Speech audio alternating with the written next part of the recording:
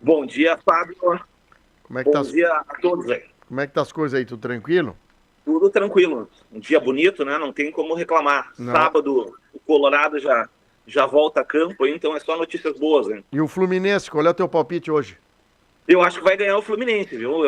Eu tô com a. Não sei se é a torcida que eu tô, ou eles estão direitinho, estão bem organizados, né? E o Chelsea também não é tudo aquilo, né? Tem bons jogadores, mas acho que dá para ganhar. Olha aí. Então vamos ver. Vamos ver. Vamos tratar hoje de um caso clínico de consultório, que eu gosto dessas coisas aí, pra gente poder entender o dia a dia do pessoal aí que passa no consultório de um médico. Me dá uma informação de um caso que cruzou por ti aí nessa semana, então, no consultório. Certo. Fábio, semana passada, um caso muito interessante. Ah, Paciente de 30 anos de idade, bem novinho. bem novinho. Homem jovem, ele mora aí na região e estava cortando lenha em casa.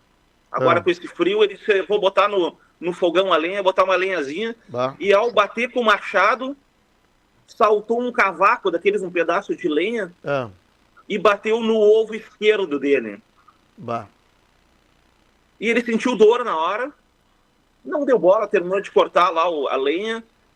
E ao tomar banho de noite, Hum, ele foi lavar e notou que o ovo esquerdo dele estava aumentado de tamanho, hum.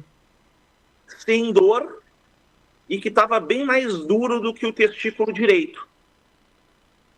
E aí ele se preocupou e foi consultar a semana passada. Quanto tempo depois da batida ele foi consultar?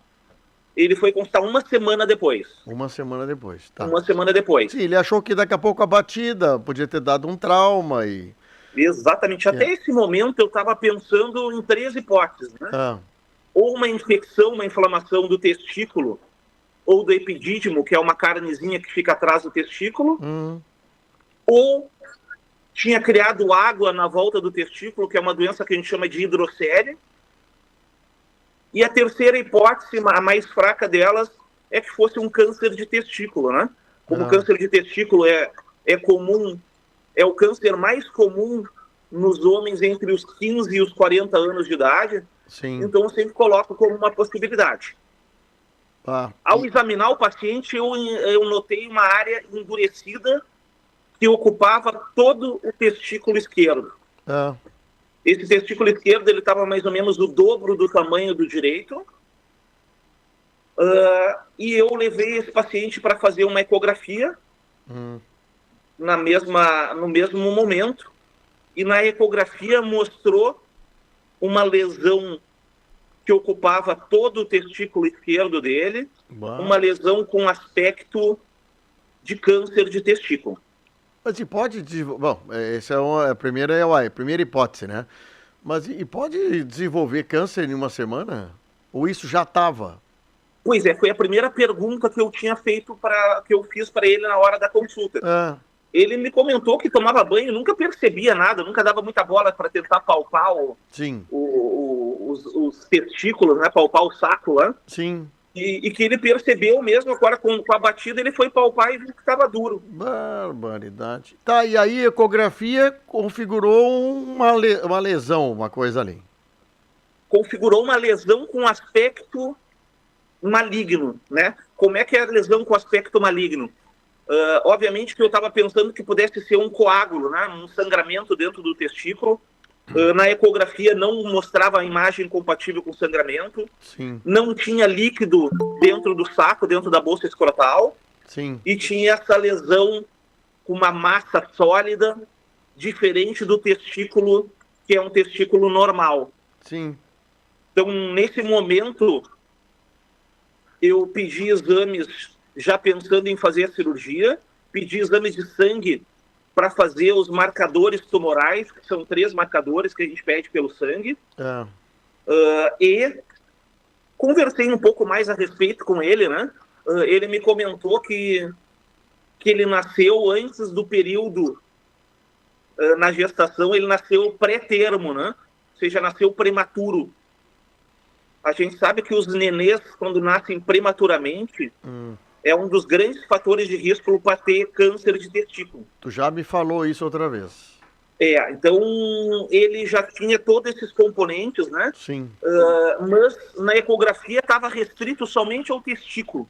Então me deixou relativamente tranquilo para a gente poder pensar numa cirurgia com uma intenção de curar esse moço aí. Bom, e isso aí então, exames feitos ou ainda não está concluído os exames? Não está concluído ainda o exame, né? Eu pedi um raio-x de tórax, né? Porque a gente sabe que o câncer de testículo ele costuma se espalhar normalmente por cordão inguinal, e do cordão inguinal ele vai por trás, grudadinho na coluna, numas ínguas que se formam, e vai em direção à região do pulmão, que a gente chama região do mediastino, onde está ali o coração e o pulmão.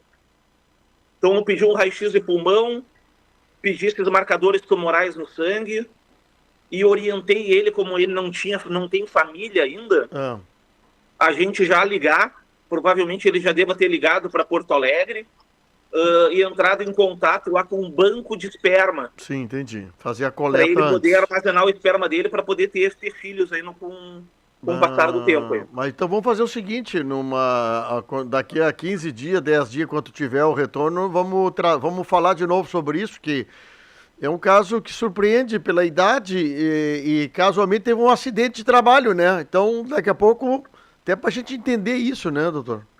Exatamente. A única coisa que eu deixo como mensagem, Fábio, que hoje em dia no Brasil, 30% dos casos de câncer de testículo, que é o câncer mais comum em homens jovens, eles são tratados como infecção. Porque o mais comum é ter um processo infeccioso, uma orquite, que a gente chama, uma infecção do testículo.